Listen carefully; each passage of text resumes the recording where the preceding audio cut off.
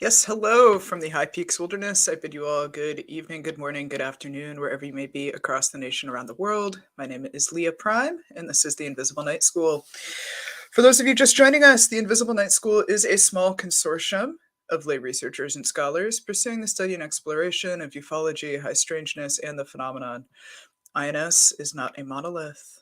We represent varied ideas, backgrounds, disciplines, and experiences and seek to engage in good faith dialogue with other curious minds. Today, we are running an open lines roundtable show. We are only going to be going for 90 minutes, so make hay while the sun shines. I have shared the StreamYard link in the YouTube chat, so if anyone would like to jump on, it's totally cool if you want to just be audio only. But please keep in mind that INS is not a democracy. We are a benevolent dictatorship. So if you're a jerk, I'm kicking you off my show. So that said, I'd love to welcome my lovely co-hosts. We have our resident dubious layman, Nick. Don't kick me Hello. off. I'm not going to kick you off as long as you're not a jerk. Well, you get co-host dispensation. You're allowed to be a jerk.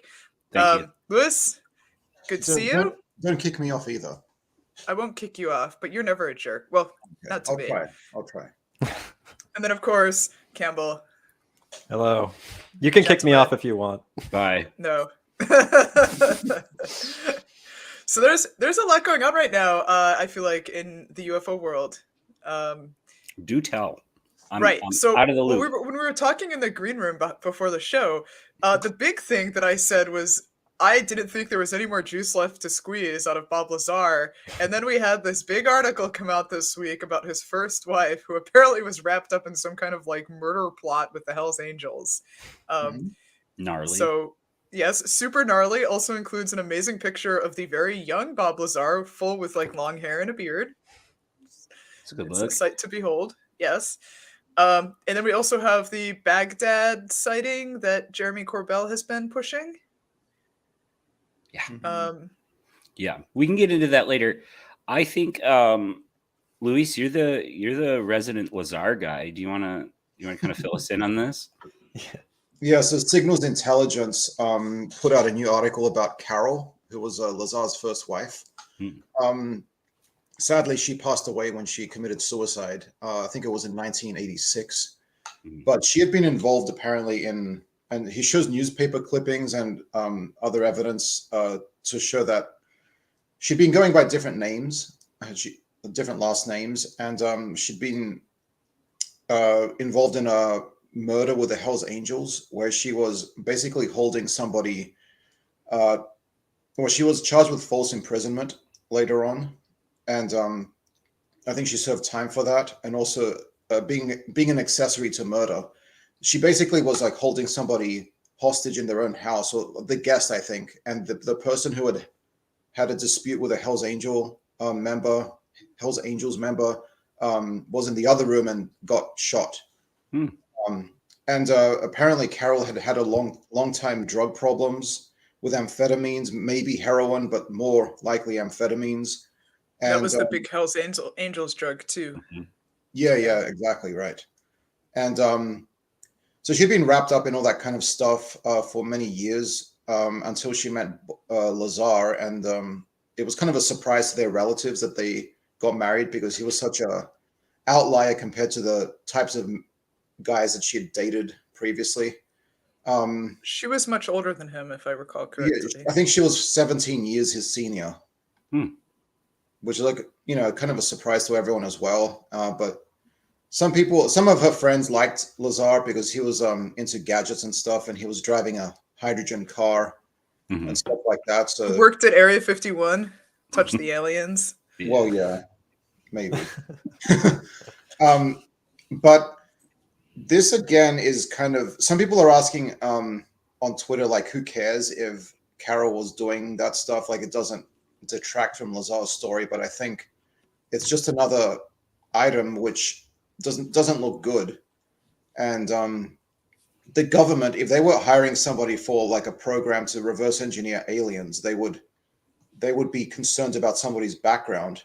They routinely do like financial checks and stuff like that. They look at your criminal record, and if anybody in your family or a close associate is a criminal or has been involved in that sort of stuff, that would be a big red flag for them, because they want anybody who's going to be susceptible to blackmail, including by a known criminal organization. So it is relevant.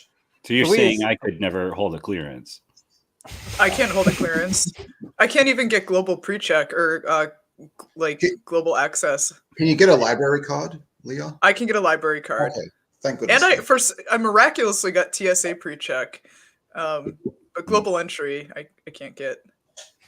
Excellent. Louise, I wanted to hear your opinion about that. It was like that article that came out last spring by, can't remember the individual, but they did a number of interviews with former lab technicians and physicists actually at the facility. Yeah.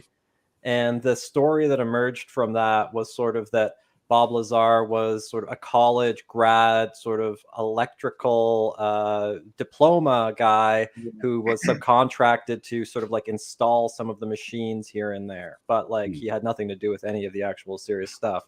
Yeah. Does that sort of ring true to you? Do you think that's like, what's your take on that? Yeah. I mean, that was already kind of known that he'd been hired by Kirk Meyer, which was a company that outsourced technicians and other labor to big companies into the government, including Lanol, who had a contract with Kirk Meyer. He had been an electronics technician at Lanol for a time. I think the maximum amount of time he could have been with them was 8 months and a bit, because Signals Intelligence actually had I think this is the article you're referring to. It's actually by him as well. Oh, okay. Yeah. He interviewed a bunch of people who worked there at the time. And the maximum period of time that Lazar could have worked at Lanol was, I think, 8 months, because this guy did a FOIA request, and then they got the list of employees at Lanol, and Lazar was in the phone directory, but then like in the next year he wasn't. So that sort of puts a limit on how long he could have worked there. Right. But yeah, these other people who he interviewed, they pretty much all say that Lazar was not a scientist, that he was just doing sort of electronics or radioactive badge maintenance. Oh, dosimetry. Yeah. That's what sort of fits his background. He's like a electronics buff or enthusiast. Mm-hmm. He's good at tinkering with machines. He did have a jet-powered Honda. Like he installed a jet engine into a Honda. I think it was Carol's Honda, actually. That's another reason that Carol liked him a lot. Nice. Imagine the drift on that. Oh my God. Yeah, one of the people in the latest article says that Lazar kind of gets heavily into something when he's interested in it, but he doesn't have the patience for something like an MIT master's degree. He just doesn't see him doing that. Mm-hmm. Right. So, yeah, I mean, Lazar, I think, is kind of a clout chaser. He likes to kind of attach his name to big things, but obviously he lied about his education.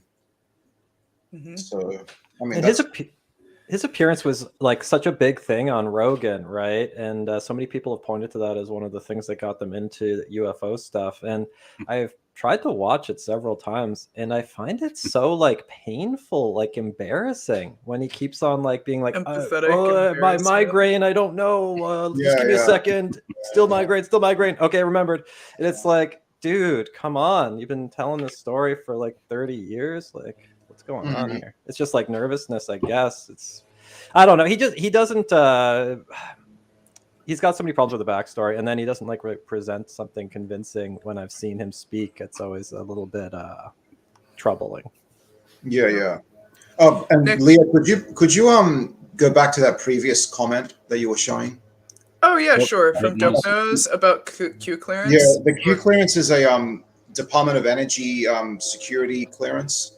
Mm-hmm. And it lets you work on certain restricted projects. Yes. I think it's possible that Lazar could have had one, but you don't need a degree for that. You just need And it doesn't mean that he was actually involved in the most secret stuff. He could have just been involved in some maintenance, checking systems and things like that. Mm-hmm. Yes. Yeah. Oh, he did work at Lanol for sure. He worked at Lanol, but he wasn't an employee of Lanol per se. He was an outsourced employee of Kirk Meyer. like a contractor. Yeah. That's interesting. I think maybe we should do like a whole thing on Lazar sometime. You've done a lot We of totally research. should do. You know who else has done a ton of research is Jeff Knox.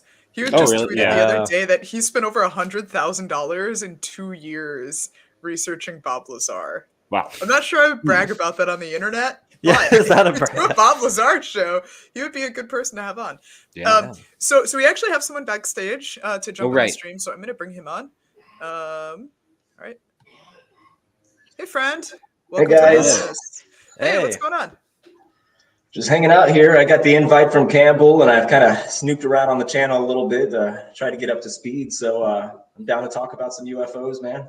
Nice. Great to see you. I was hoping that you'd be able to make it here. But so I know you from our Reddit, Our UFO Science. You're the creator, founder of Our UFO Science, and just a couple of years ago, I became a moderator on there.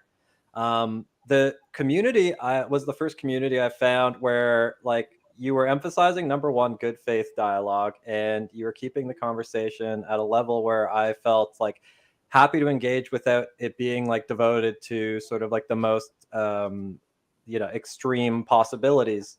And I was curious, like what inspired you to start that community and get that going?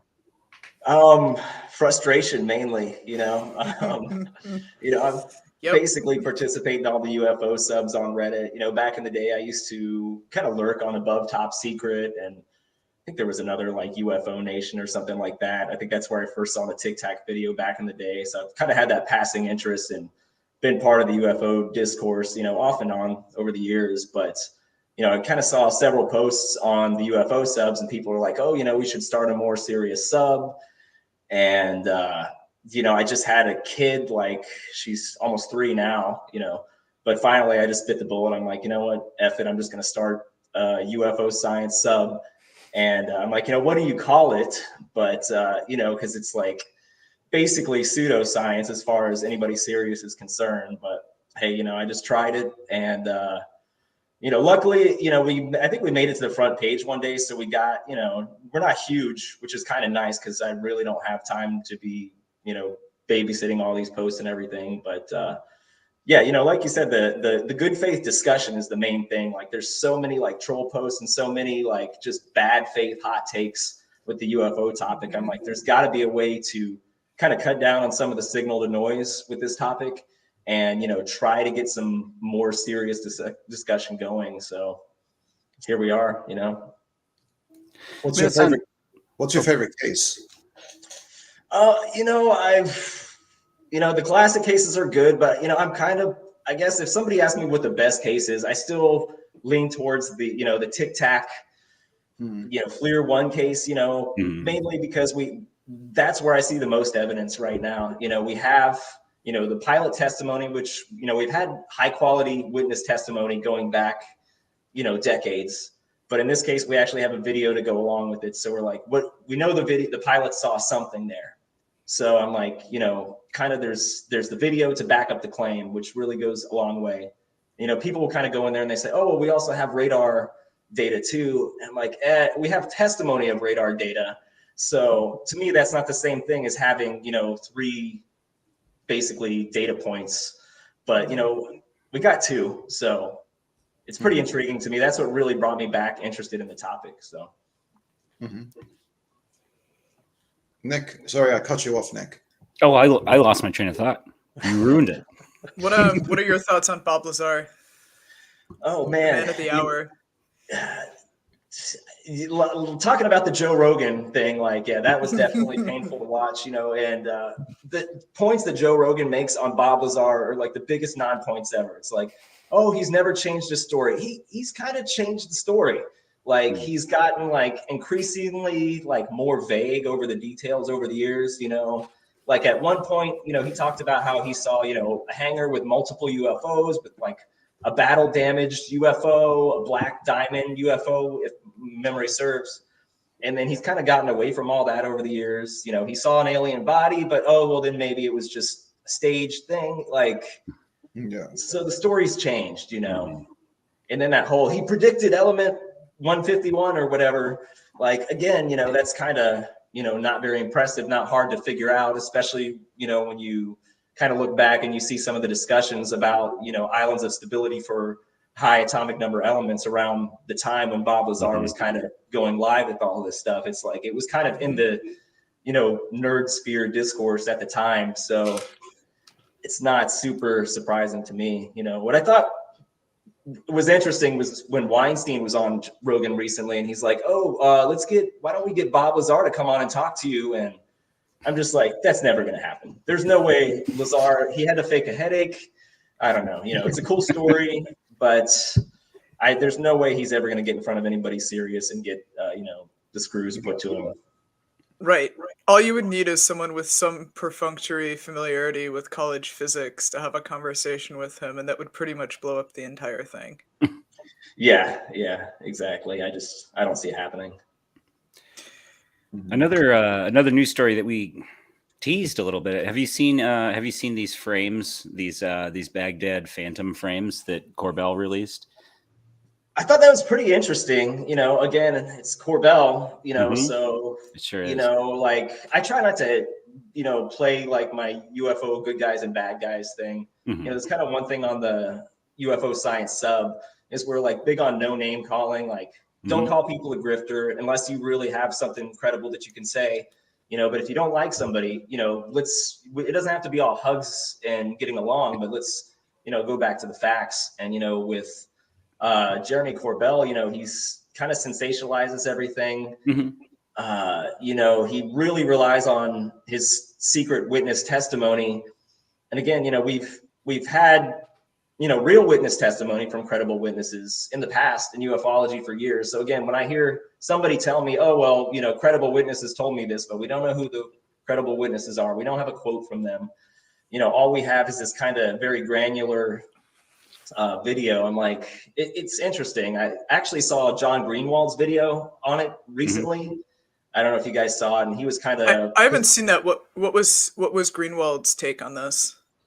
He was surprisingly optimistic about it. His whole thing is, he's like, Corbell and Knapp kind of, do their own thing, and incisive commentary here from YouTube commenter Spank Flaps. Sorry. Yeah. That sums it up, though, but it was interesting because Greenwald doesn't ever really get into video analysis, but he did show some close-ups because some people were debating. They're like, oh, we can see, a propulsion exhaust in the air. But, Greenwald was like, well, when you zoom in on this it looks like a punctuated exhaust, like plume, maybe something like that. But he's like, the size and shape looks exactly like the object, like it's a ghost image from the same object. So maybe it's an image artifact or something with the frame rates, but not necessarily exhaust. So I'm like, I don't know. It's one of these things where I just got to throw my hands up in the air and be like, yeah, it's kind of cool, but without more evidence, what good does it do?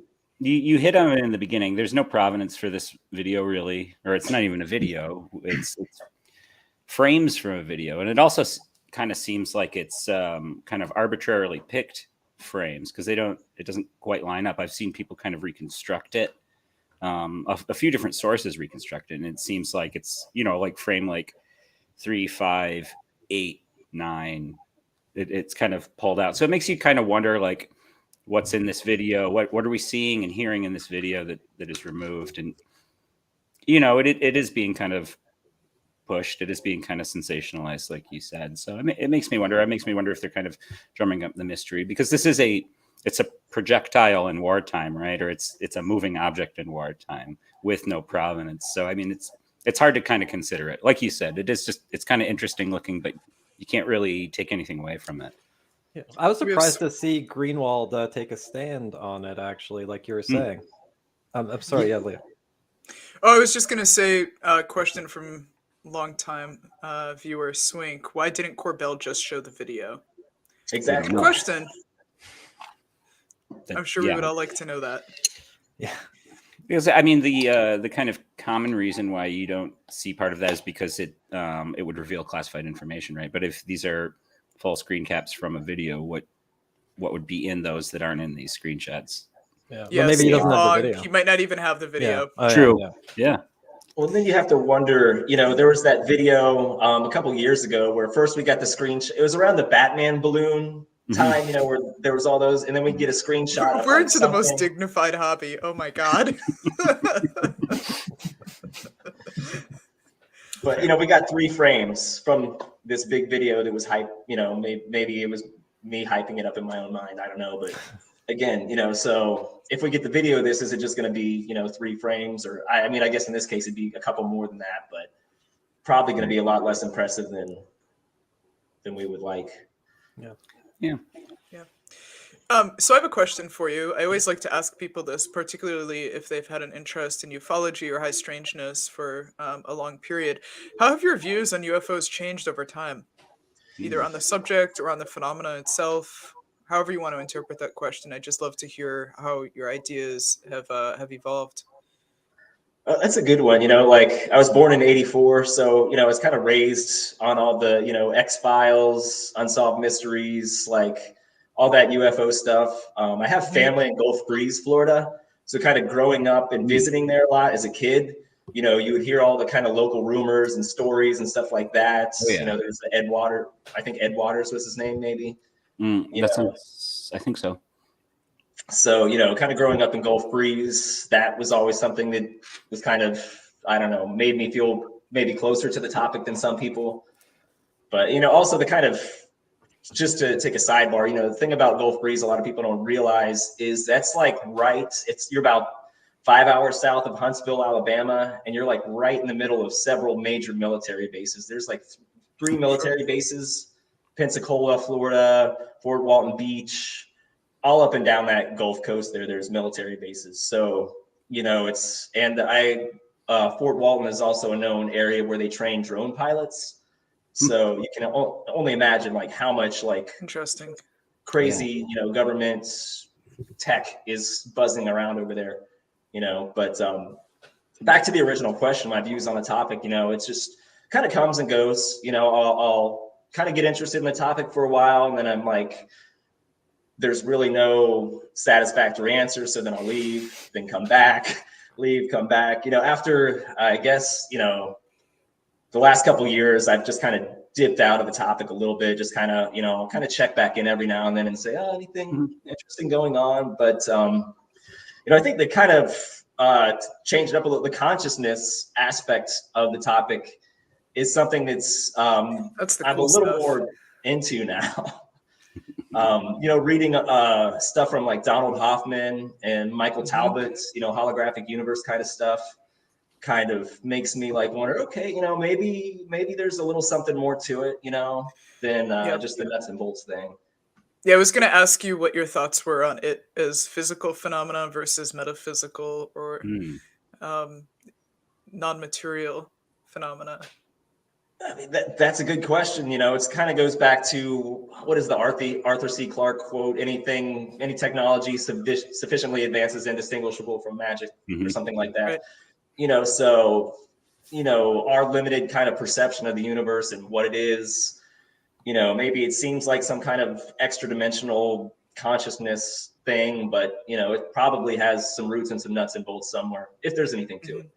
So, I'm open to it. I think, that may be where we find the answers. Some of the most satisfactory answers to questions that I've had about ufology have come from non-UFO related sources, I guess, like reading about, Donald Hoffman and Talbot and Bohm, another guy, just to name a few, and even, for a while, I was into reading, about like Buddhism and stuff like that, just kind of different theories on consciousness.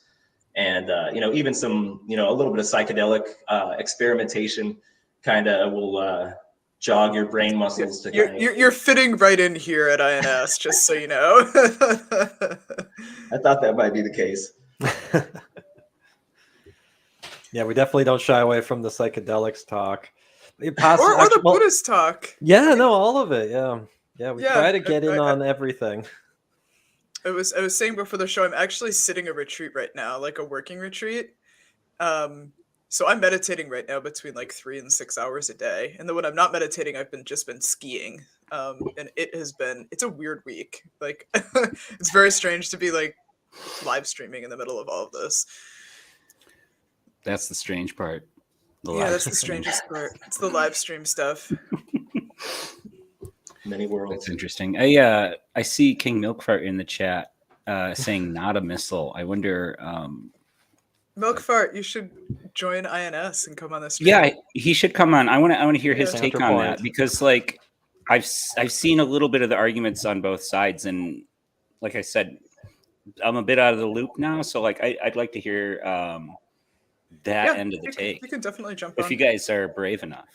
Right. Mhm. Yeah, I thought that was interesting. Like Greenwald Jr. Posting that Twitter thread about it, and he was, I don't think I've seen him sort of lean into a UFO video like that before. He was drawing attention. You have? No, I'm saying I don't think I have yes. either. Yeah. It was unusual, and he was drawing attention to that exact thing, Pastor Commander, that you were describing. How it looked like the trail was actually a series of like ghost images of the object itself, and then like the immediate response I saw somewhere on Reddit was like, well, it could just be a missile whose fuel had run out and it is still traveling forward without the fuel going. And it's like, well, it's kind of like the Calvine photo, where that's more likely than something extraordinary. So we have to sort of think that that's the most likely explanation until there's extraordinary evidence providing support for extraordinary claims. Mhm. Sure. It could be a mortar shell as well, not just a missile. Okay. Yeah. None of this is in my wheelhouse at all, but I do like hearing people kind of pick apart the video, like that. The discrepancy between whether it's a trail or just kind of the artifact thing was really interesting. Right. It's an interesting video. What is he saying? Missiles over 100 degrees Fahrenheit for hours after impacting the ground. Oh, right. So in the video, white's hot, right, and black is cold, and the object appeared black. Right. And I'm not too familiar with infrared imaging or anything like that, but I don't think anybody is. Right. Yeah. That's why all these videos are so confusing to everybody. That's why all the huge part of the UFO problem. nerds on the internet are losing their shit. Yeah. Forgive the me, but specialists.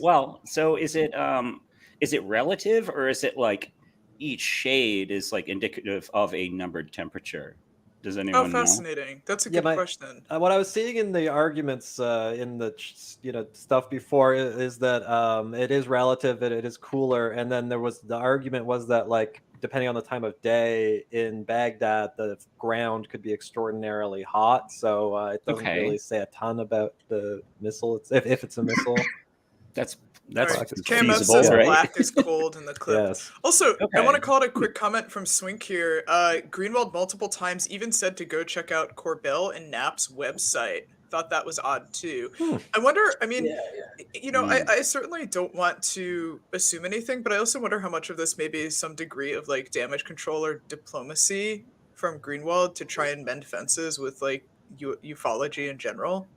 Right? Oh, are people upset with him now or something? I don't know. People are, dude. It's Have been for a UFO while. Twitter. People are perennially upset about everything. So like, I'm sure he did something that I don't know. He sold some like sex toy on his eBay store, and UFO Twitter blew up. He actually blocked me right before I got rid of my Twitter.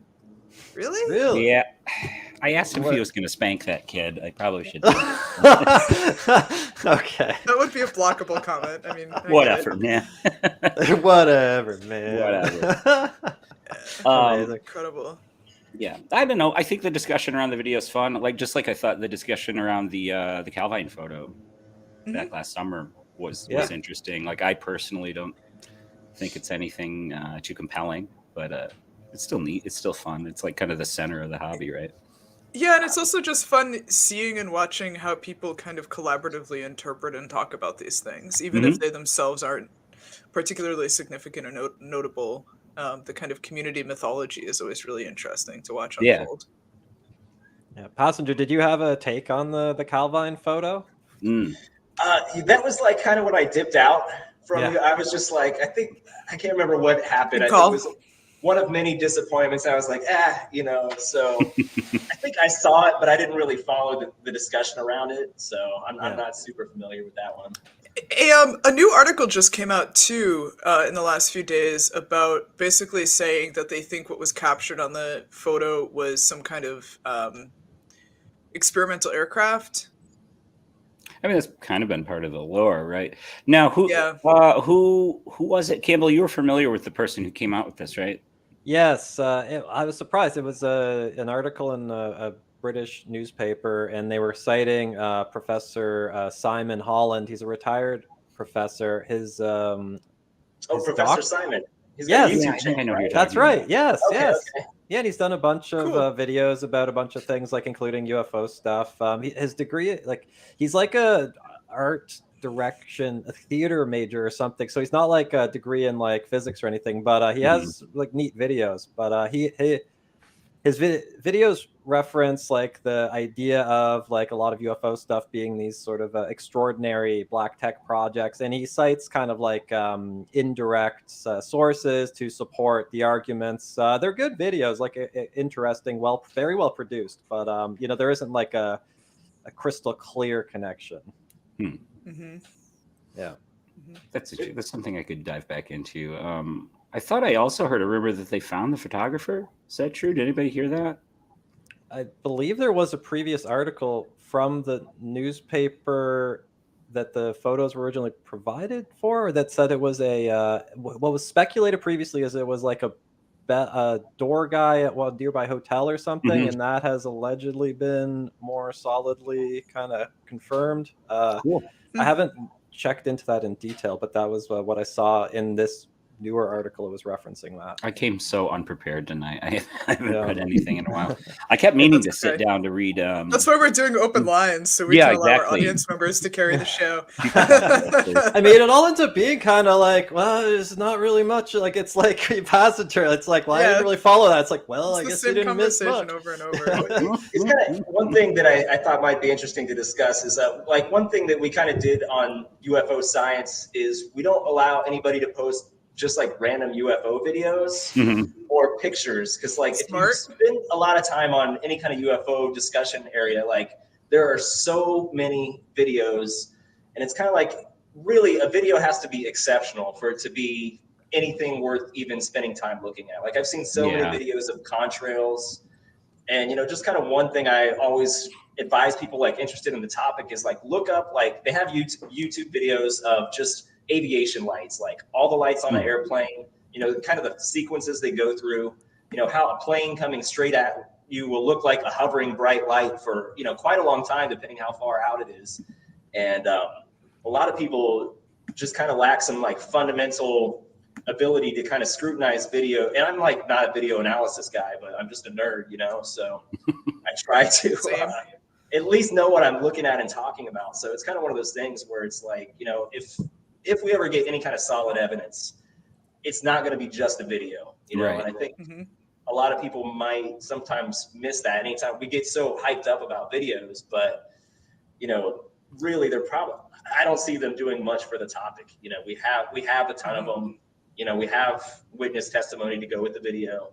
It's still not enough, so. Right. Yeah, as a facet of a larger whole, it can provide good evidence. But you're right. Yeah, no single photo or video is ever going to be a smoking gun. Unfortunately, they are fun to pore over, though.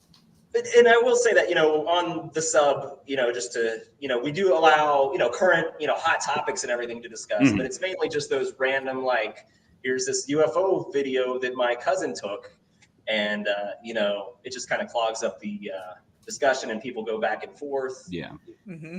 And kind of, it's interesting, like living in Gulf Breeze by military bases, I used to see flares like all the time. Yeah. Sure. And you kind of get these people in a lot of these videos like, oh, this can't be a missile because a missile always looks this way, or it can't be a flare because a flare always looks this way. It's like, you have to realize that atmospheric conditions are so different, and with different, wind and atmospheric conditions, different lighting, different times of day, things are going to look incredibly different. So it's kind of one of those things where if somebody's like, it can't be this, whatever, it can't be a contrail because contrails always look like this. Well, then I'm like, you're using always and never in an argument. So, we really don't have to explain, we don't have to dive too deep into that. So. Great. Look, Passenger Commander, thank you so much for dropping in. Campbell, feel free to reach out to him to come on and do a full show with us sometime. Yeah, I'm sure that'd be we'd have a cool. great That would be conversation. awesome. Yeah, it'd be super Yeah. cool. I'm gonna have to check Um, out the subreddit too. I might venture back onto Reddit, maybe. Yes, We'll just see. to check it out. Give Yeah, us thanks so Twitter much just for to go to dropping Reddit. by. No problem, guys. It's been a pleasure. I'm gonna hang out and watch the rest of the show, but thanks for having me. I'm always Awesome. down to chat Have a to you nice guys. Hopefully we'll day. talk Great to you chat. soon. See ya. Thank you. Super All right. cool. Don't we have? We've got someone else in the green Yeah, room? we have Jay Shank, who was on the show a few weeks ago, and who Nice. also I ate tacos with like 10 days ago. So Jay and I are actually officially, he can confirm that I exist in real life. So Jay, I'm gonna add you to the stream. I've got a question for the both of you once he's on here. Okay. Is it taco related?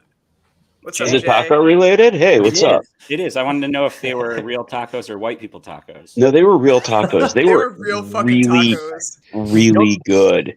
Don't get me Right? wrong. Like white people tacos Really have, good. like, a time and a place. You know, I definitely crave them sometimes, but like real The- tacos. Dude, I There was is so a excited place. to go there. That place, those tacos are like why I have to wear stretchy pants after COVID. Like those the- tacos are so fucking good. The tacos are excellent. They were real tacos. If you're ever in Cleveland, any of you, we will go to get white people tacos at a place called Cap'n Taco with apostrophe N. It is a aviation themed taco place that I think was meant to be a chain, but there's only one of them at it's near the airport, kind of in the industrial park area. Yeah. It's delicious. They're not real tacos, but they're the best white people tacos I've ever had. And they have merch. So you get the little taco chef in an airplane mascot. No relation to Captain Crunch, then. Sounds I like don't more think so. Air I Force don't think so. Navy. Unless you want to get on Ancestry.com and start going through those guys, Yeah. like who's, and you find out that that's like, okay, so when the Crunches came to the New World and Emperor Maximilian was briefly in charge of Mexico, and there's a whole thing, I don't know. Does anyone, when we're talking about this stuff, I have this sense of weird cognitive dissonance, and this is not like a dig at Corbell necessarily, but just the fact that we're even talking about this. You remember when we had radioactivity? I miss radioactivity. Do you remember when saucers would land and do stuff, and there would be like a patch of ruined ground where nothing would grow? Yeah, like Delphos, right? Yes, like Delphos, and there are a lot. I feel like there are a lot of these in a period, and somebody would go out and detect, a higher degree of ionizing radiation. It would be like, this is that was like, I remember a lot of those cases being somewhat impressive. And now we're looking at like we're so horny for UFOs. We're looking at this We're like so horny for UFOs. 3-pixel blob, and we're going to fight about that. I had people, somebody, I think Passenger Commander mentioned the Batman balloon. Mhm. I had people unfollow me on Twitter over the Batman balloon. UFOs are serious business, dude. It's serious business. Especially on UFO Twitter. Like When you tweet GIFs, when that was happening, and I was tweeting a bunch of GIFs from the 89 Batman, the best Batman of the whole flight sequence, and people unfollowed me over that. But I do question this, though, when we talk about the larger mythology of these sightings and incidents. It does feel to me, I guess, this is again getting older and being like, things were cooler in the 90s, things were cooler in the 80s. Yeah, I feel you. We don't it feels like with each decade, though, and it's again like super weird for Lazar and Knapp to be on people's lips again. It's like which each decade, wow, with each decade, I know what you're saying. our mythos is like wiped. The slate is wiped clean. right. And Yeah, the myth is constantly cycled and recycled. you'll notice that through the decades, the phenomenon, I'll use that term, Sure. gains certain attributes or loses certain attributes. But all these attributes seem to be like not only like just a step beyond us, but like well within human the range of human creativity, right? If you look at like the 47 wave, they were all zipping around going supersonic speeds. It was the same year Chuck Yeager broke the sound barrier, right? Right. Supersonic UFOs. Then you have in the late 50s or whatever, you start getting the vehicle interference, right on the tail end of like things like the day the Earth stood still. But that is a trope that carried on. And then you had the 90s, the abductions and stuff like that, the genetics, kind of social anxieties, like was it Sentis talks about? I think it was Sentis, maybe it was Halprin. But there are all these attributes. They're always like kind of bleeding edge, one step over kind of our creativity and our technological level and stuff like that. But it's always kind of like that. But it's crazy to bring up some of that stuff because I will say this, like comparatively compared, if you want to say like an apples and apples to another type of unknown phenomenon like Bigfoot research, the UFO mythos is insane. If you tried to construct a coherent narrative from the 50s till today, it's just and it's wild that the stuff vanishes. It's to me, it's like, are there like you'd think Corbell would be out there with the Geiger counter if he could get that evidence still, because he's looking for something to put on. I'm just hanging out in bed. I turn on my phone with Elvis and Nixon in the background. Well, yeah. Hey, are people still being abducted? Does anyone know? Has anyone heard that? Wasn't that anyone? Yeah, they are. They are. I think people are still being abducted. Are there any? Have there been space brothers at all? Has anybody told us to stop, stop war or stop driving our cars because we're melting the planet down? Or that stuff comes through the lens now of like spiritual emergence, right? This goes back to what we talk about all the time of this as a consciousness or metaphysical thing now. Why don't the aliens come and talk to these big companies that are actually doing the majority of the pollution to stuff? Right. I won't say what I'm thinking because it would get us kicked off YouTube. No, but I'm like, can those guys, if you're going to come talk to somebody, please talk what to they should do to the ExxonMobil executives. Well, please come talk to the Norfolk Southern guys, because we had another derailment in Ohio. Yeah. Congratulations. Yeah, right. This time there wasn't anything particularly heinous in it. So it was just kind of like, a multi-billion-dollar corporation does an oopsie. But are we getting those reports? Are we getting again like they landed and there's some actual arguable physical evidence of that ruined Earth with the radiation? That second Planet of the Apes movie. Right. Well, because below the ground worshiping the warhead. Yes. Did anybody? Because some of the stuff that we're doing now, and like the Tic Tac video, does anyone remember the NASA video with the alleged railgun shot? No. From the 90s. It sounds awesome. Okay. I never throw anything away because I'm not a hoarder if it's cool stuff, right? If it's like old, if you don't throw if you have like a house full of McDonald's wrappers, it's gross. But if you have all your VHS tapes, it's still cool, right? I have to try to find this and digitize it, because I remember watching some UFO television program where they had NASA footage, and it's just like space station or something, and they're like, watch this dot, these 3 pixels come here, and there's a big flash, and something streaks up from the Earth, and right when there's the big flash, the thing is like, nope, and zoops out. Nobody remembers that one? That it's kind of ringing a bell. I've seen so many of those old programs, especially in the 90s. Yeah.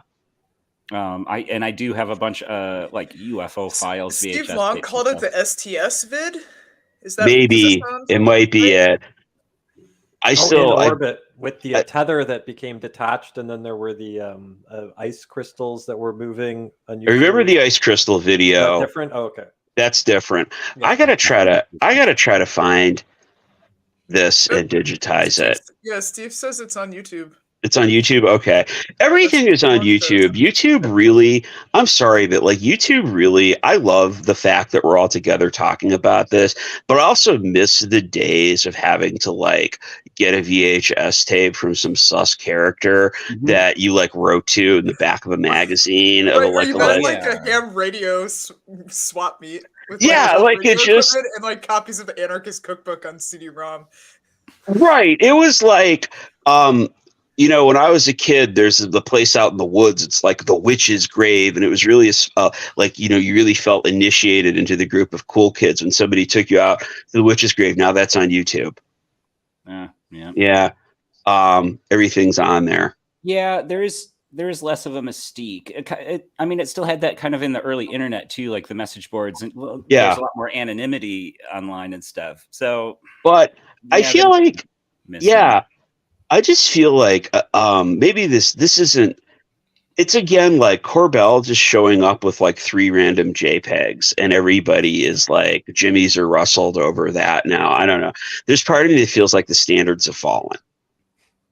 Like the Tic Tac video. Think about what Passenger Commander was talking about. The Tic Tac video. Now it's cool because you got the fighter display overlay. But if that would have just shown up on Reddit, if that would have not been a New York Times, like not New York Times, Washington Post story, that would have just been like, well, that's cool. But again, like, did somebody made that in After Effects for my senior project? You know, I don't know.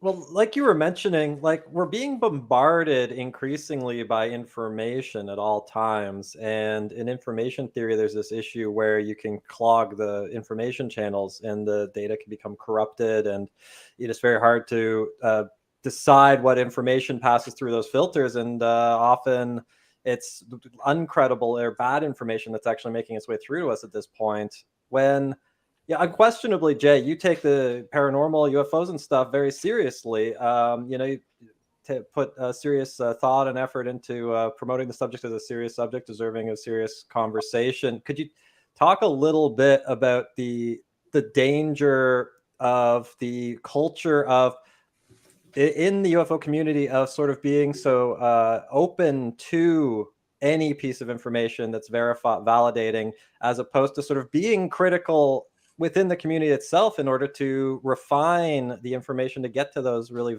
valuable potentially pieces? I mean, I think this is sort of a kind of one of the great like pitfalls of our society right now with anything. It's not just in the UFO community.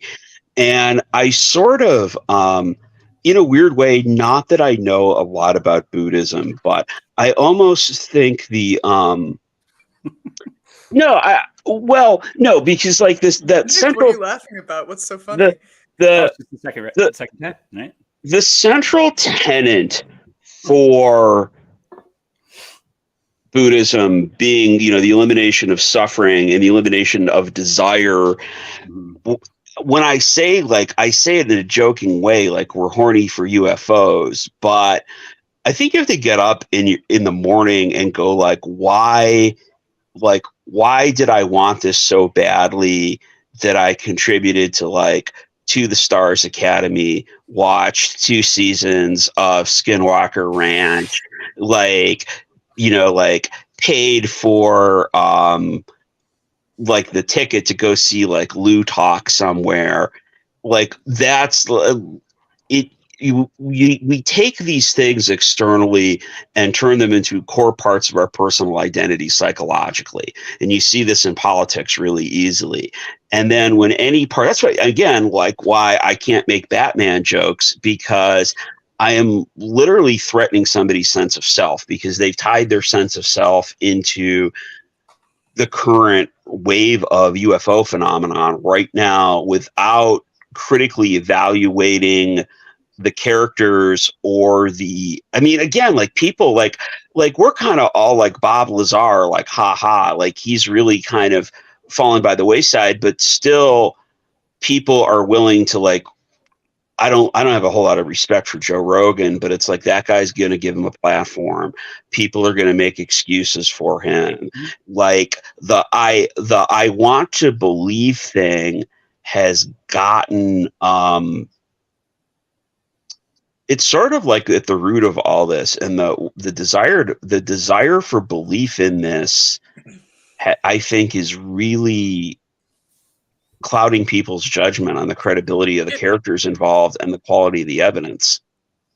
It feels like what this calls to mind for me, first of all, is the meaning crisis in general. Like John Vervaeke talks a lot about this, and it feels like UFOs and the subject, or even just the paranormal in general, become basically like the god of the gaps, only you have like the UFO of the gaps, right? Mhm. Like you have this sort of metaphysical preoccupation because we live in, honestly, like such a vacuous kind of culture without a whole lot of non-materialist meaning making and sense making.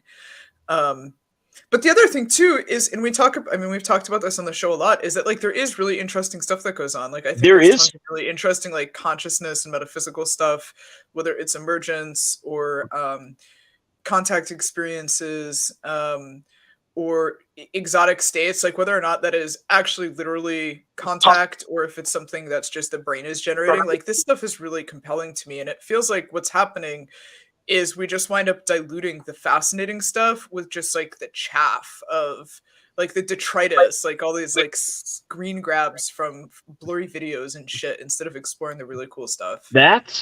That's kind of where I'm feeling, and I think especially I really got that with the Baghdad video, because I mean, I'm assuming we're all familiar with Mirage Men, either the book or the thing. So if you're just trying to like, well, for whatever reason, screw with the UFO, and there's been, you know, documented reasons why the intelligence community does that. It's like, it's very easy. Corbell seems like a guy that wants to believe, obviously, to a high degree. So, I mean, to think about like how easy it would be to pull 4 frames out of something. Give me like 4 frames. Like that's gonna have an intern do. Like I'm in the Air Force and I'm having like an airman first class, just like pull these, you know, just scrub this, give me 4 frames, shoot this out to this guy, and then dominate the discourse, and you can see the vectors by which this information travels, and everybody gets, that's what it's like, this is what we're talking about, and we're not talking about,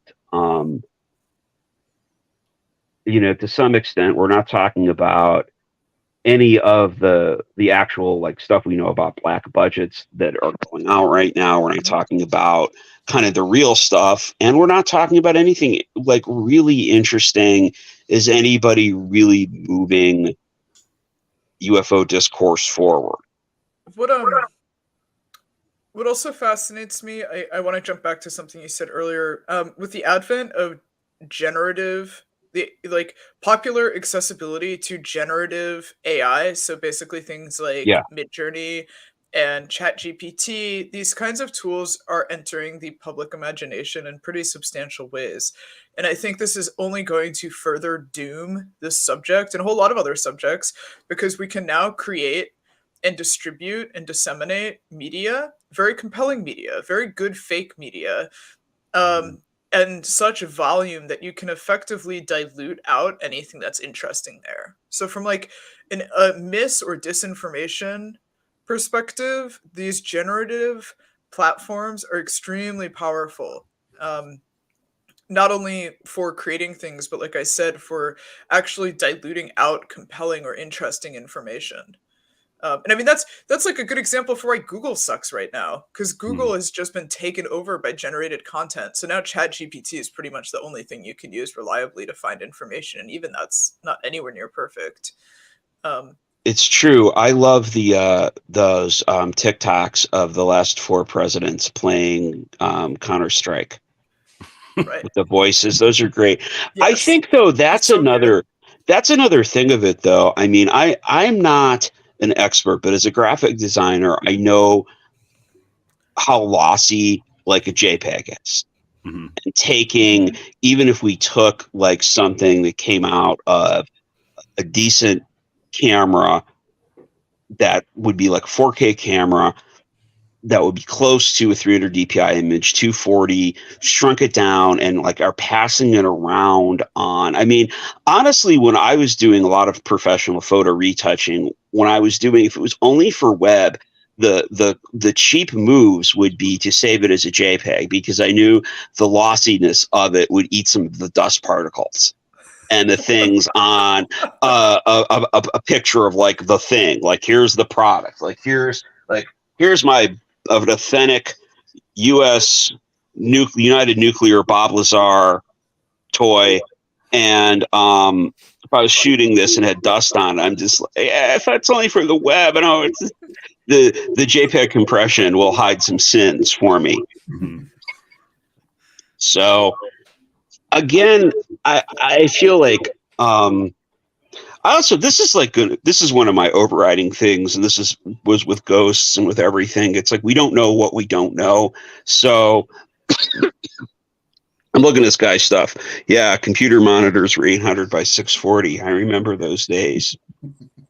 But we don't know enough about even the cameras that take that stuff. Right. Like, we're talking like when you guys are talking like, do we don't know. Like most of those infrared cameras, I do know this because I've been looking at buying one. Mhm. Super low resolution, Mhm. like 320 by 240, because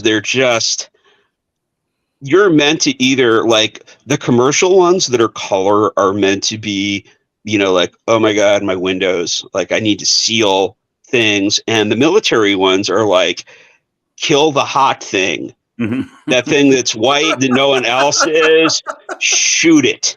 So they're not really made to be like, we're going to capture compelling evidence that extraterrestrials are visiting us in the middle of a war zone for whatever reason. Right. Some of that stuff too, I don't know. Like that's a question too. Like again, with the mythology, it's like it would suck so hard to have some kind of a craft. Like our craft folds space-time. Like we're going to get in that. When I put that sucker in gear, that's what happens. And I traveled across the known universe or breach a dimension only to take like a Stinger missile that was manufactured in 1986 by the lowest bidder in the tailpipe over Baghdad. And now I'm just stuck here. I don't know. Sometimes I don't know. I'm gonna pull up a comment again from Swink here, stepping back a little bit. Jay's point here is making me wonder again why U.S. general and executive branch officials were emailing with Tom DeLonge. I still can't come up with any logical reason for this. Honestly, my immediate reaction is that all kinds of people work in the government. And all kinds of people are generals and executive branch officials. I mean, these are people that are into all sorts of weird shit, including UFOs. Including Blink 182. They might have been like, I'm going to get... Imagine somebody... I'm going to get Enema of the State signed for my kid. I mean, it is like, if I had joined at 18 or out of college at 24, I would have been in there of that age, been like, Tom's into UFOs, and like Enema of the State was, and Dude Ranch is a rockin' album. And I also think though, there's not, and this is where I go to Mirage Men, at a certain point, I think the FBI, the CIA, U.S. Air Force intelligence all decided they needed to keep an eye on the weirdos. And this was also, like, God forbid, like I think, maybe in the Space Brothers days when they were telling us all to be nice and put the nukes away, that sounded a little too much. Like, too red. That's like would fire off McCarthy. Yeah, like that's scary. But all of those things, all of those reports, when you throw a piece of information, this is like, I mean, you can do this in your real life, in your office, you can channel, you can map the flow of information by telling somebody something and seeing where it ends up. You can give Tom DeLonge some stupid thing and then seeing where this ends up. And are they connected to any foreign governments, any foreign operatives? I think some of this is just the people that are doing it. I mean, it's all people. I hate to presume rational motive for anything entirely. I think some people are just it scares them, so they're going to keep track of it, or they're worried, or because I'm thinking think about how many things in your because you have to think about working and you have to think about your job. Think about how many things you do that are pointless, how many things you do because somebody above you, we had CEO 1 who wants everything in 5s. Now you have CEO 2 that wants everything in 3s. We have things we do to cover our butts. We do a lot of stuff to cover our butts.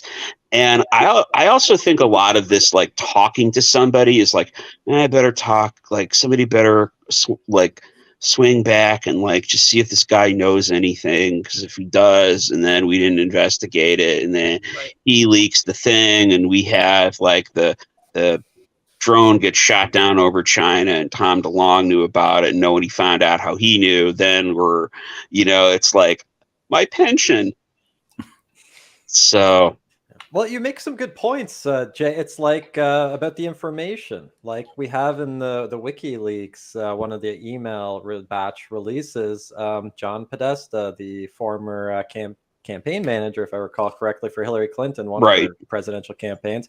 He's for decades was into UFOs, and that's very well known in Washington. And he was corresponding with Tom DeLonge, trying to get him involved in the campaign for Hillary and put him in contact with people. That's in the wiki emails. Mm-hmm. So, we can look at this. Instead, we're talking about the Baghdad video and stuff. So it's a good point. Now, this whole subject is so messy, and it has so much stigma, and it's so frustrating, and it's always endless cycles and stuff. Would you be able to comment a little bit on maybe the positive side of the identity? What's pulling you in from a positive perspective? What's drawing you to this in a good way? It's you guys. Oh, wow. Okay. I mean, it's a big part of it. I also think we get cranked on this stuff and we focus on the negative, but there are a lot of really good people involved in this whose imaginations have been captured by it. There are a lot of tremendously interesting ideas that are floating around out there that people are sharing. There are people like you, the passenger commander that you just have on, that are I'm going to start my own thing, and I don't like the way it's going, so I'm gonna do my own thing to do it that way. And I think there's so much good in the community. Unfortunately, none of us are as famous as George Knapp, but yet. But I think I'm dreaming big here. Yeah, I mean, I think there is. I think there's a lot of it's just community sharing information, sharing ideas. Sometimes it is the real UAPs were the friends we made along the way. But on the serious side, there are people sharing new theories, new hypotheses. I find a lot of people sharing cases from history that are not well known. I think one of the things that's really kind of on the level of people making documentaries or things, there's a lot of rehash, and we know a lot of famous cases, but there are a lot of really interesting cases that could lead to other avenues, other data points, or other perspectives that people are sharing in the community that aren't just going on, you know. So I think about that was the bad part of the 90s, was that it was much harder to do this, and you were sort of at the mercy of whatever the History Channel was producing. Yeah. Or Art Bell was talking about, or what you were Right. finding on a BBS. Right. The kind of distribution methods were much more limited. So I think we all in our hearts feel it's important and at least engaging to keep pursuing. Even if, like Passenger Commander said, we dip in and out depending on the state of affairs at a given moment. It's difficult for me not to get cynical in the post-2017 era, and I say that because so much of the 2017 and forward discussion feels to me like extremely militaristic, right? It feels to me like a path to, like, the ufology is really just a Trojan horse to introduce a lot of different ideas around increasing spending on national security, increasing broad acceptance of surveillance technologies. That's not to say what I'm not doing right now is I'm not summarily dismissing the events of 2017. I generally don't have much of an opinion on them, but I do think what they've done for sort of the cultural zeitgeist is drummed up some of this popular fear, I guess, around intrusions in aerospace and competing military technology. And it's very hard for me to hear this and then also think about the fact that we effectively don't have a functional government because our government is just fucking scaffolding on our military at this point. It's like, more manufacturing consent for the military industrial complex, or at least defense spending. It feels like it to me, especially when they started referring to UAPs as a threat. You know, that narrative was kind of born out of the breaking story of ATIP. Yeah, right? and I mean, I guess like, and who we like I actually am a huge Kirsten Gillibrand fan. Actually, like she's amazing. Like I mean, I followed her career. I'm from New York. Like I followed her career in New York politics. Super cool progressive woman. And it's been very interesting watching her take this up because I generally associate the post-2017 ufology platform as being largely under the purview of the ultra-right and conservatives. Like we see Tim Burchett, we see Marco Rubio talking about this stuff, we see Tucker Carlson.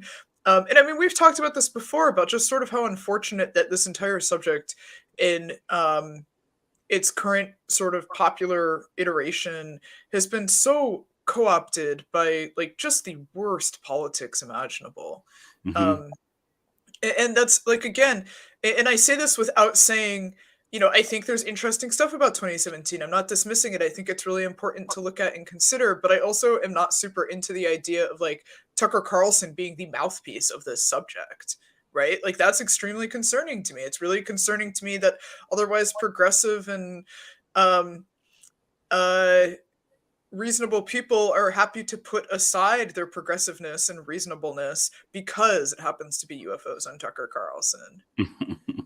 Yes, Melkfar, I agree. It's almost like Don Lemon should wake the fuck up. Yes. Yeah, or like, Jesus, I would even take Rachel Maddow, who's about like the most milquetoast capital L liberal you can get. But the point I'm getting at is that like this entire subject has been co-opted by the right in America. And that is that's really unfortunate. I think that's what bothers me about the narrative of disclosure, though, because the rationale I hear expressed is that disclosure is so important and it's going to. Oh my God, dude! Come on, Milkfart, you gotta improve your media references here.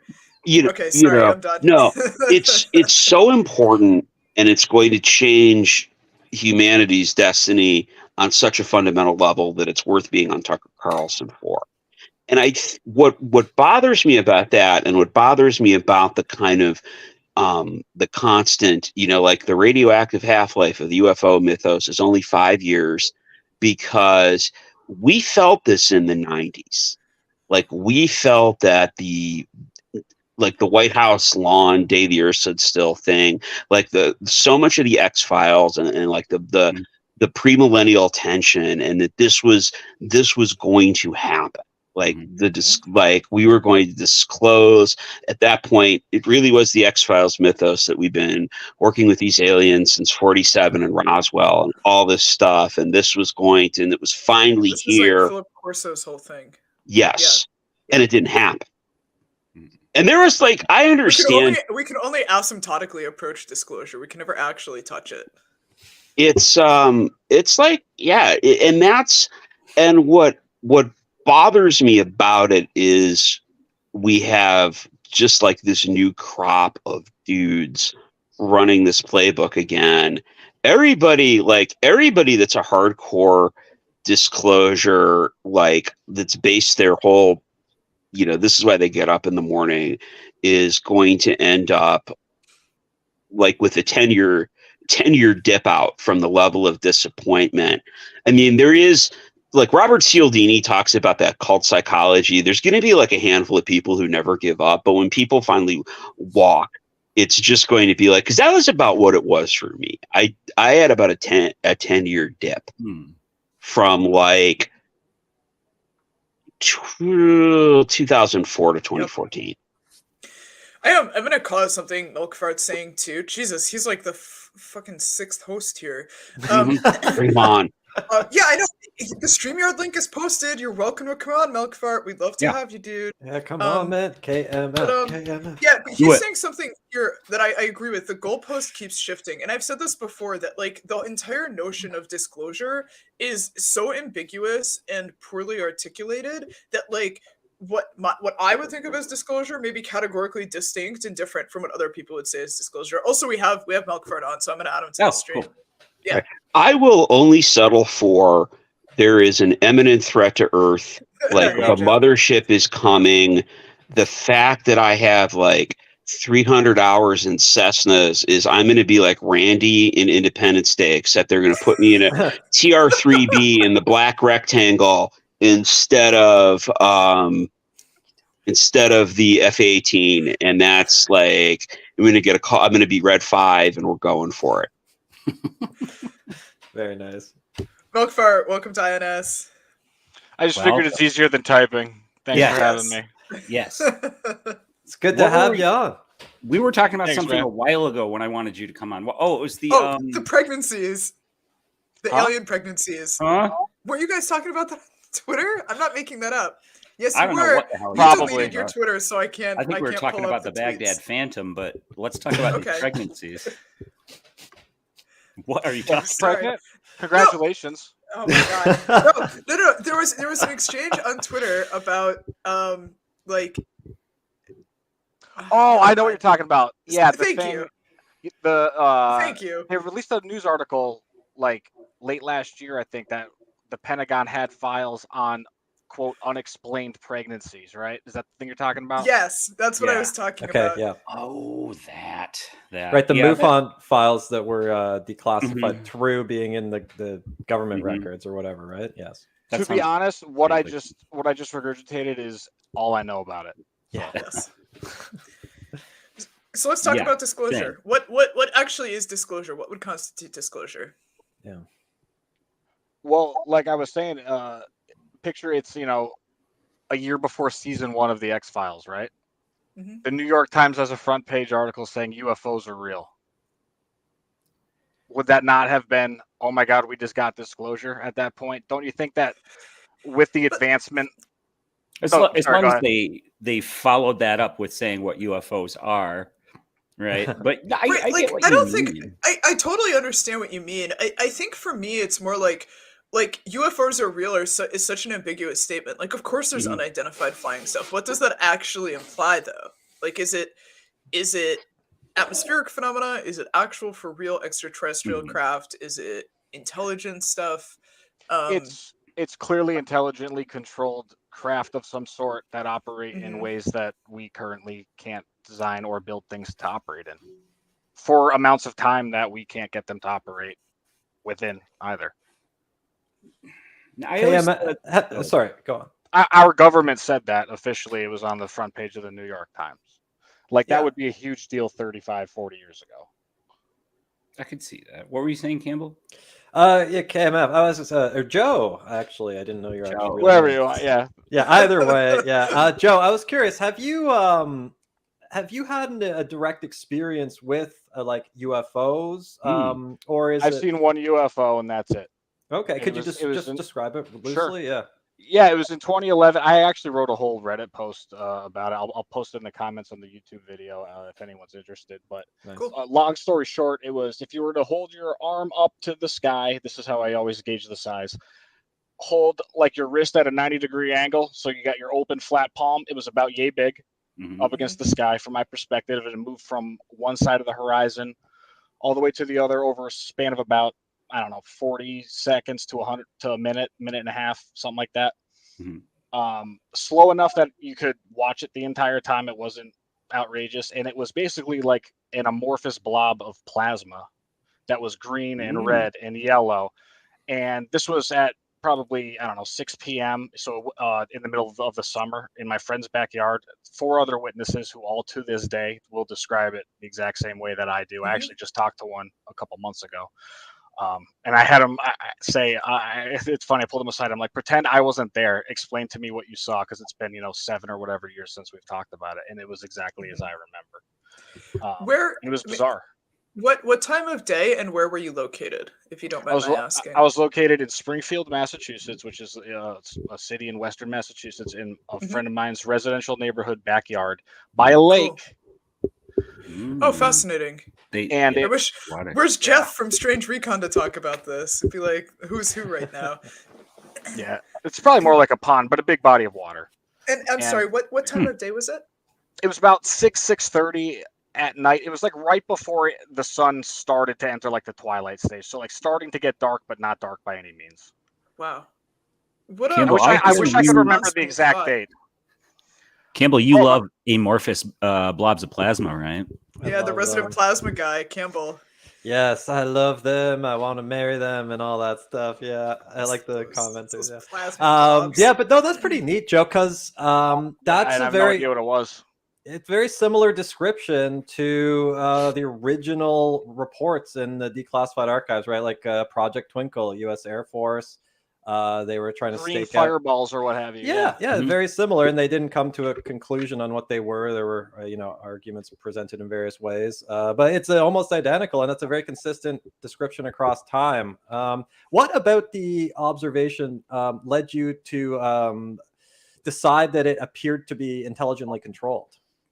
What's funny is that what happened at the very end was the only thing about it that led me to believe like that wasn't just some sort of weird atmospheric nor isolated, aurora borealis in my kitchen. No, you can't see it type deal.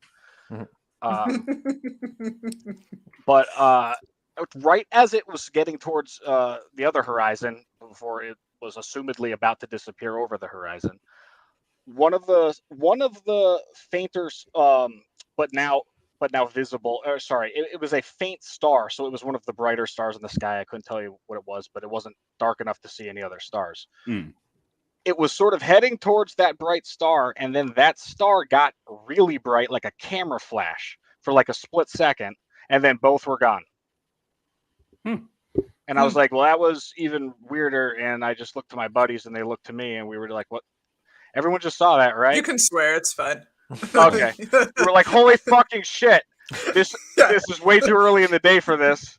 We were a half a beer in. It's not like we just decided to go out in the backyard and do mushrooms or something like that, for anyone who's thinking, oh, you're seeing fair. Shit. No, and then to this day, I'm not convinced it was extraterrestrial by any stretch. I'm not convinced it was non-human, but I have no fucking idea what it was. And I've been unable to find anything up until recently, any video that even looked remotely like it. I found someone actually on Twitter posted a video either this morning or they were yesterday. I'll try to find it and I'll link it in the comments too. Of something that looks similar to what I saw, but it was about half the size and about twice the distance from the ground. So you can't really get that clear of a view of it, but it was a similar shape and it was moving at a similar speed. I think I've mentioned this before, but sightings like yours, I always love those. And it reminds me so much of Professor Michael Sword's Grassroots UFOs, that book. that it's I talk about it on the show. It's all a the time, fascinating book. It's yeah, really it's like cool. the QFOS guys were like doing like doing a mall tour in the 70s and 80s, I think, just with like little kiosks and stands, and people would unprovoked come up and just tell their sighting stories. And this book is just like a collection of those as they traveled around like different malls and like strip malls and stuff with their little UFO presentation from J. Allen Hynek's QFOS. Yeah, that And sounds he just awesome. recorded it all. So like it's all so just a bunch cool. of stories like that. But like anytime I'm feeling like super like salty, cynical about UFOs or anything, I like to like just read some of those. I'm like, yeah, you know, this is still interesting to me and stuff. And it always like kind of reels me back in. That I recommend that book to anyone who's listening to you. Not as like a like a smoking gun evidence or like heavy research book, but just as like I don't know, just interesting. I mean, you can like pick it up and set it down all the time, but it's full of stories like that. Just regular people coming up, not even asked, and telling similar stories like that. Just like seeing real weird shit in the sky. People love to tell their stories. The moment I ever say I'm into UFOs, I get so many stories from people. Yeah, exactly. Yeah. Joe, I'm going to ask you something. I'm always curious about this for people who have seen things. How did it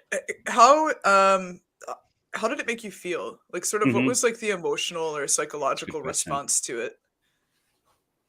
It's funny because I didn't really feel any emotional response other than, like I just saw a brilliant magic trick. Like, oh, cool. Yeah. I kind of, even though I had that experience, I don't really consider myself an experiencer.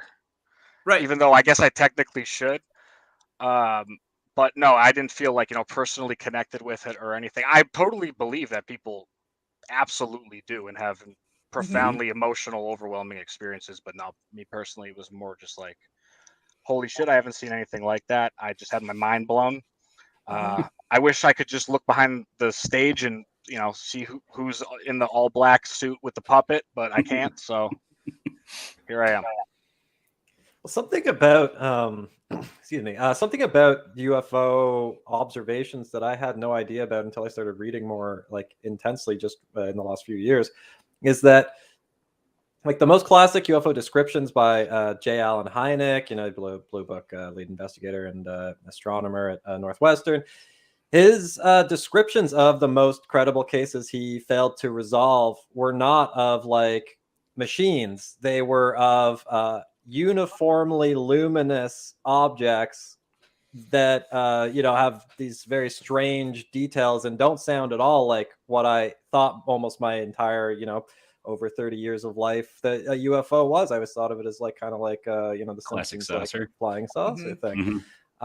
So Joe, like when you saw that, like what did you have in your head an idea of what a flying saucer should look like at that point? And after you saw it, how did you sort of move towards that categorization?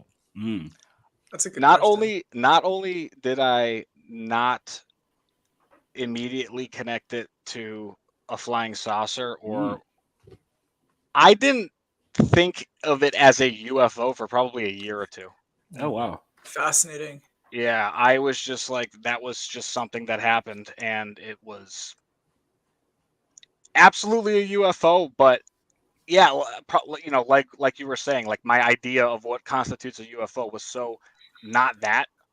Right. And it took me a while to be like, wait a second. And then I called up my friends who were there, and I was like, that was a fucking UFO. And then it turns out the guy who lives at the house whose backyard we was in sees them constantly. And he's just being an absolute cool, not sending me videos of them. So that's interesting. I almost expect the opposite. When someone sees something they don't understand, they kind of like associate with like what they would culturally know. Like, like everyone in the States kind of culturally knows what a UFO is to an extent. Like you see something weird in the sky, it typically is considered a UFO. So that's pretty interesting. Yeah, I guess since it wasn't a saucer or like a classic cigar shape or like an orb, my brain didn't make the connection right away. Right. I actually have a friend down in Tennessee that sees green fireballs like that occasionally by a lake. Man. Cool. Man, I want to see some cool shit. Nasty. We got to get so we just need to do a CE5 expedition. Map them, and you got to have a INS green fireball tour. That would be cool. Something. That would be awesome. And if anybody wants to check out my website, you can see the Max Planck Institute for Plasma plasma experiments that they did in 2006 that produce green fireballs above water bodies through a electric discharge into the solution. So check that out if you're mad interested. scientist shit. Leah, it's getting really close to your bedtime. It is. I need my beauty sleep. Mhm. Yeah, we're gonna wrap up at the bottom of the hour. I was saying in the green room, I've been like skiing my tush off like the last week, and I skied 22 miles today. So I That's am awesome. honestly absolutely Nice, bushed. crazy. Thank you. Yes, I'm well on my way to actually being a skier instead of just somebody who skis. So yeah, I'm gonna Jay, thank you so much both of you Yeah. guys for dropping by. It was great to see both of you. Very surreal, Yeah. actually. Thanks for having me. I appreciate it. Yeah, y'all. thanks for having me on. thanks. Getting me on Of here. I'm course. just It's our Yeah. pleasure. Have a nice night, both of you. Yeah. And Night, then I'll everybody. wrap up the stream. Cheers. See you, Take everyone. care, Bye, guys. guys. I love these call-in shows. Yeah, me I think too. it's They're a so lot of fun. fun. Yeah. They're so fun. And like I love seeing who drops in, and also like I love just like hearing what people have to say and what their Mhm. responses are. And I will never ever stop being fascinated by people's experiences. I love when experiencers tell me when Yeah, people same. have seen things. Like I eat it up. I love it. So all right. What's on deck? What is on deck? What is don't remember. Dude, you are catching me with my pants down. I do not have our schedule in front of me. I probably should, shouldn't I? So next week, let's see. yeah, so next week, we have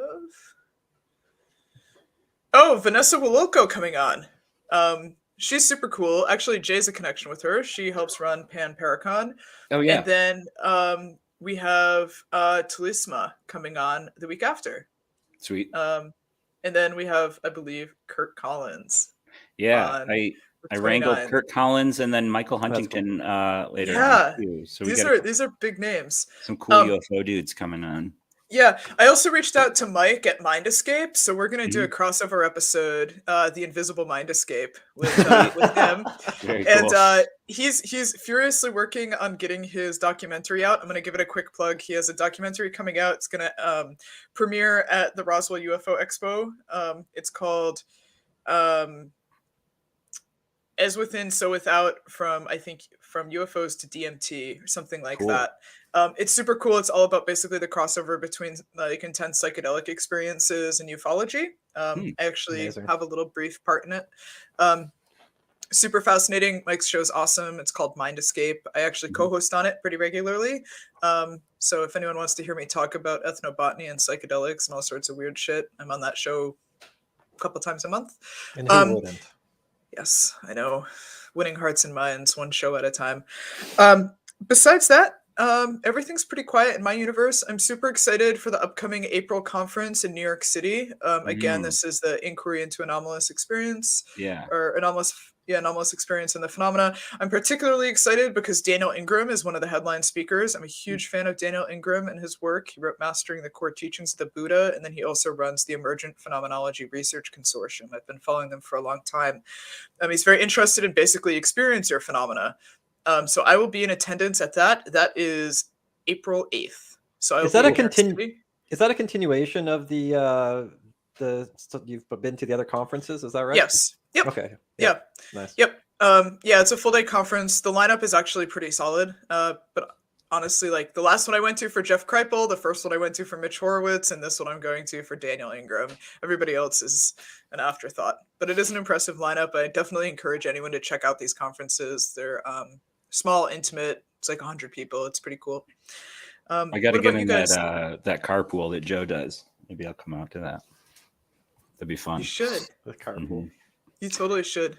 We also have Kelly Chase's conference coming up in May. That's in Dayton, right near the Air Force Base. Right, Patterson. Yes, right, Patterson. That's cool. I'm going to try to swing that one. It's ufoheritage.com. It's the UFO Heritage Conference. I'm fingers crossed. We'll see.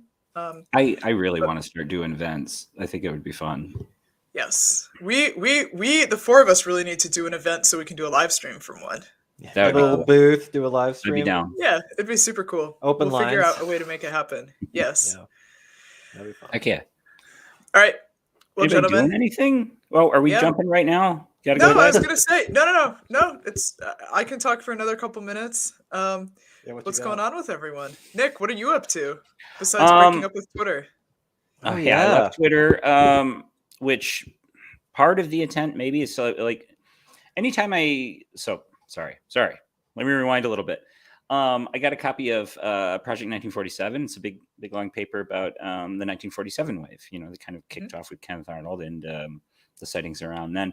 I sat down to start reading it, but like, you know, every couple sentences I look over and check Twitter and then like get completely distracted by some stupid argument. So that did contribute a little bit to it. So I plan on reading that.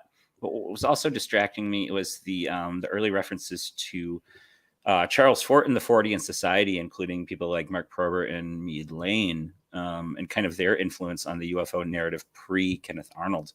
They actually were kind of proponents of an interdimensional theory, kind of pre-ETH. They thought they were from this kind of like alternate dimension called Etheria, I think. Ethereum, which kind of like harkens back to our old Ghosts episode and kind of like the culture at the time's concept of the ether, you know, this like other realm that these mystical things traveled through. So it's super interesting and it seems like a huge rabbit hole. So getting Twitter off my docket kind of like is helping me focus in on that. I don't know where that's going, but it's super interesting. Cool. I have been liking the sort of broader stuff that we've been touching on. Like, I mean, the Fortean stuff is a lot broader than just UFOs. And then Marco Visconti started talking. Marco's show was great. The occult. Yeah. I was been reading a little bit about the occult because of that, and I haven't really touched on that ever before. He made me take a look at least. Yeah, I'm not too well read up on that stuff myself either, but it's super fascinating. Yeah, it gets real messy when you get into the higher levels of their little rituals. Quite. We should do a whole thing about that. It gets real. You're talking about how you do the sigil and then you kind of do stuff to that, and then I'm talking about the sex magic. Yeah. Okay. Cool. Yeah. I know. All right. Luis, you digging into anything? Are you reading anything right now? I'm reading this book by. Oh, hang on. Let me. I have that. I have a copy of that book. How can you see that, Leah? What book is that? What the heck? I know it's the UFOs explained, right? It's like no. I could go into my bedroom and go get the copy off my shelf if you want. Would you? Because I can't see Luis. Yeah, I will. Yeah, Hold on. No, Do you want me to? I know which book you're talking about. No, I was completely kidding. Okay. It's called Reframing the Debate. There you go. Oh, right. Yeah. Oh, there you go. Oh, I knew exactly what book this was. Very cool. Do you like it? Is it good? Oh yeah, it's got some good entries. It's got an entry by Jack Brewer. Oh, cool. And also Kurt Collins. Oh, nice. Were you reading that on the stream just now? No, I wasn't. No. Wanted to eat this. Oh yeah, stuff in your mouth. Yeah, well, you know what you're going right back to. You already started. Yeah. It's just that you had that on hand so quick. Like amateur hour tonight. Jeez, like right under the camera. Always amateur hour here. Kimball, what about you? What's going on? Yeah, a lot. I can't talk about it. So much and so busy. Got it. Yeah, no, not too much. I always feel like a teacher coming around and collecting homework from the class when I ask that question. Yeah, no, I mean, I'm just doing like prep for the start of the season in the spring and stuff. Nothing really directly UFO related, honestly. It was a starburst V, or as Simon would call it, an opal fruit. I think they're called opal fruit in the UK. Delicious. They're called starburst. Yeah, they're called fruit in the UK. Opal fruit. Opal fruit. But maybe he can confirm that. Isn't he still in the chat? Or is anyone from the UK in the chat? They're opal fruit. No, they're probably asleep because it's like 4:30 in the morning there, 3:30. Anyway, all right. I need to go to bed. I don't know about the rest of you gentlemen. All right. Oh my gosh. All right. As always, thank you so much. Have a good night, everyone. We will see you next Wednesday Thanks. at 9 p.m. Bye, y'all. See ya.